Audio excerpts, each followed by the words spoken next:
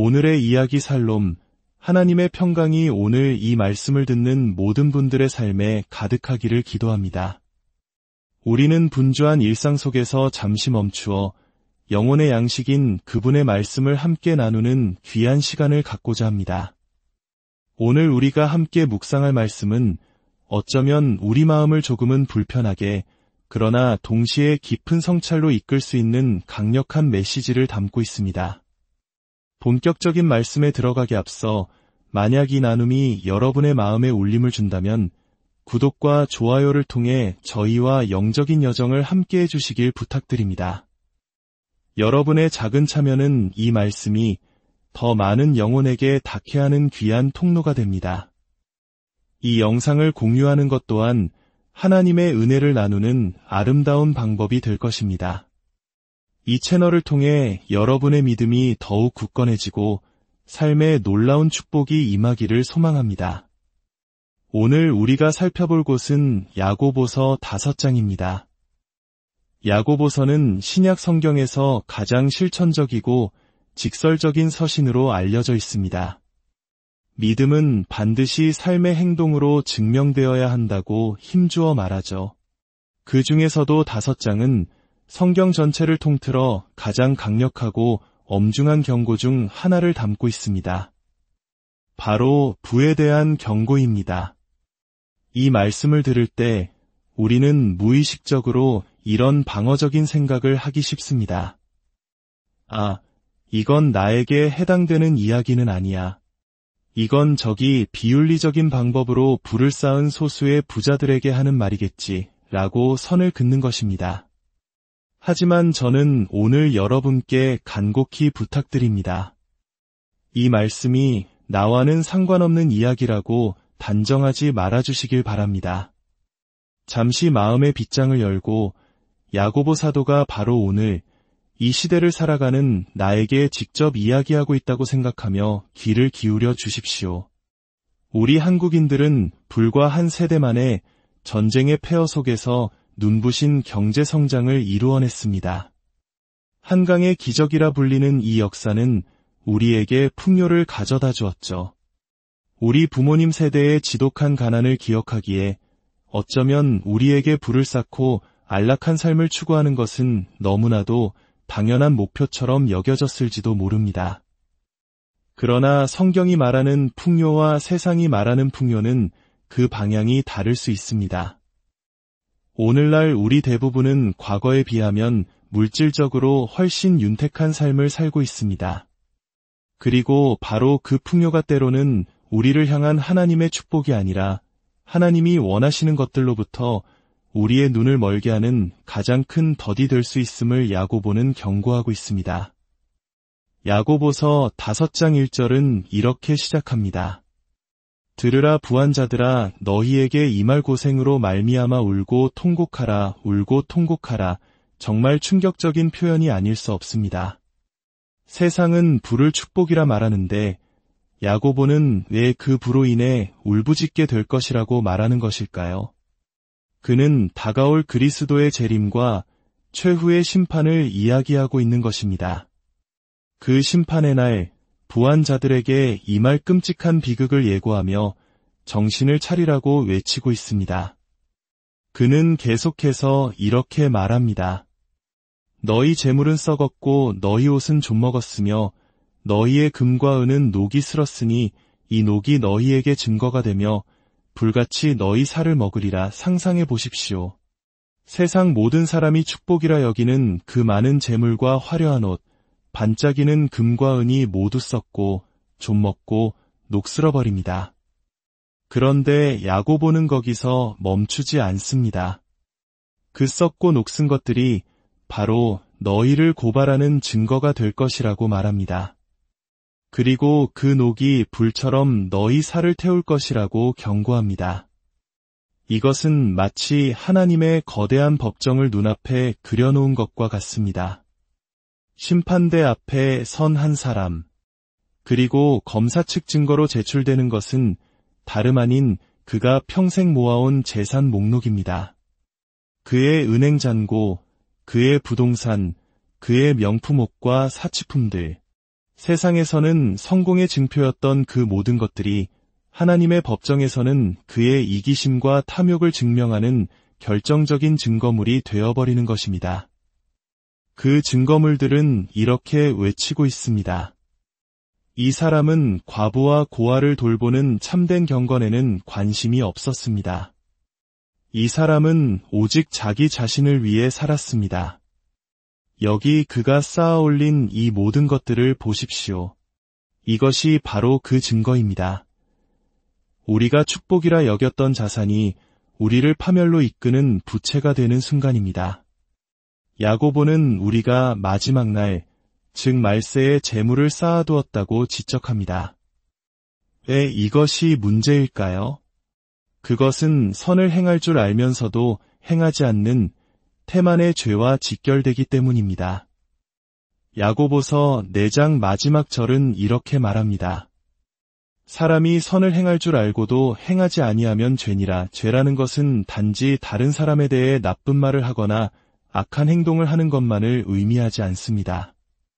내가 마땅히 할 수 있는 선한 일이 있음을 알면서도 그 자원을 다른 이들을 위해 사용하지 않고 오직 나 자신만을 위해 쌓아두는 것, 그것이야말로 하나님 보시기에 심각한 죄라는 것입니다. 야고보는 이러한 행위를 도살의 날을 위해 자신을 살찌우는 것에 비유합니다. 마치 도살장으로 끌려갈 운명인 줄도 모르고 눈앞의 여물만 정신없이 먹어치우는 가축과 같다는 것입니다. 그 모든 탐욕스러운 축적의 끝에는 파멸만이 기다리고 있음을 깨닫지 못하는 어리석음을 질타하는 것이죠. 보라, 이제 내가 쌓아둔 모든 것들은 내가 다른 사람들을 얼마나 돌보지 않았는지, 오직 내 자신만을 생각했는지를 증명하는 증거가 되었다. 너는 마지막 때에 이 모든 것을 쌓아두었으니 이 얼마나 헛되고 어리석은 일인가. 이 말씀은 우리에게 근본적인 질문을 던집니다. 지금 이 순간에도 굶주림과 질병으로 죽어가는 아이들이 있는데 나의 자녀와 손주들의 먼 미래만을 위해 더 많은 것을 쌓아두는 것이 과연 합당한 일인가?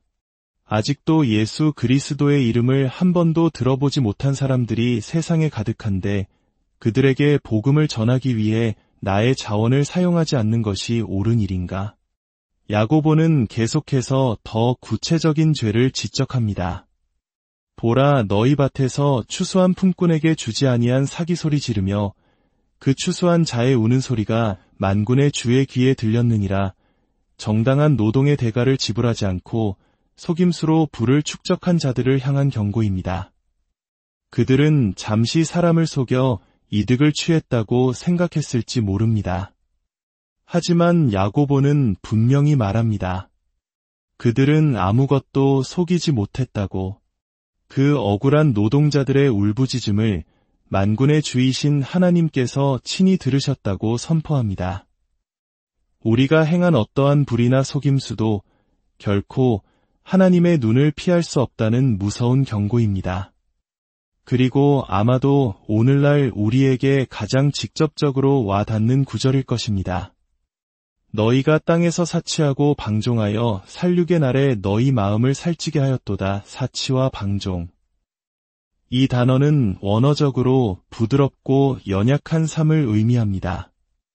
이 땅에서 가능한 한 가장 편안하고 안락한 환경을 자신을 위해 구축하는 삶을 말합니다.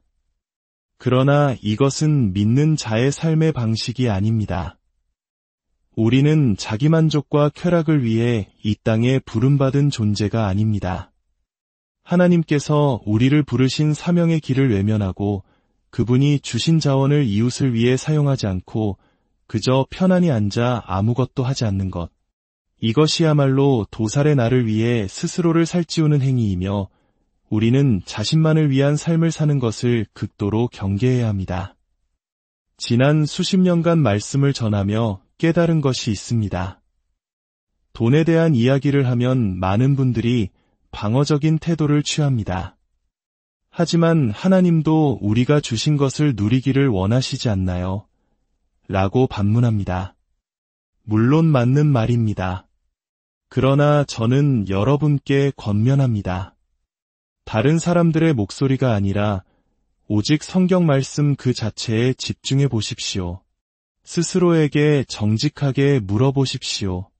나는 지금 사치와 방종 속에서 살고 있지는 않은가?